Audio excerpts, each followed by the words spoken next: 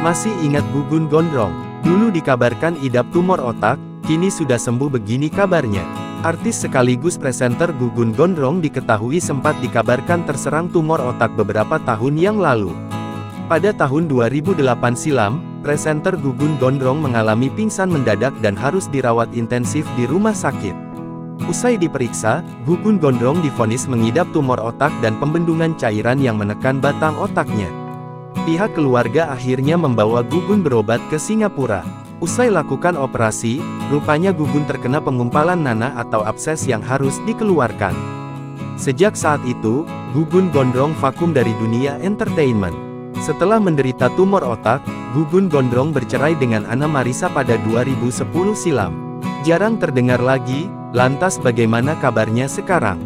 Kini Gugun Gondrong pun sudah sembuh dan dengan keadaan yang sudah jauh membaik. Salah satunya tentu adalah peran besar sang ibu yang setia merawat sang putra di masa-masa sulitnya.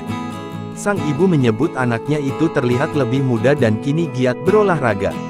Pemilik nama asli Muhammad Gunawan Hendro Martono ini baru saja merayakan ulang tahun yang ke-54 pada tanggal 30 Januari tahun 2023 lalu.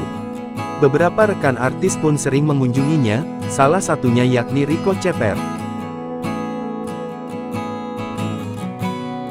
Download Tribun X sekarang, menghadirkan lokal menjadi Indonesia.